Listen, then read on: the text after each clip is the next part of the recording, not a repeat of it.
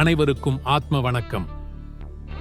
நமது மனமே குரு சித்த வித்தை பயிற்சி அரங்கத்தில் மனமே குருவின் 7ஆம் ஆண்டு விழா மற்றும் 200வது நிஷ்டை வகுப்பு தொடங்க இருப்பதால் அதன் அனுபவ விழாவும் நடைபெற உள்ளது. அக்டோபர் 1ஆம் தேதி 2025 புதன்கிழமை மாலை 6 மணி முதல் 7:30 வரை ஜெபத்துடன் தொடங்கும்.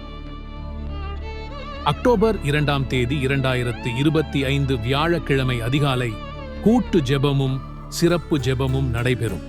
அதனைத் தொடர்ந்து காலை உணவும் வழங்கப்படும்.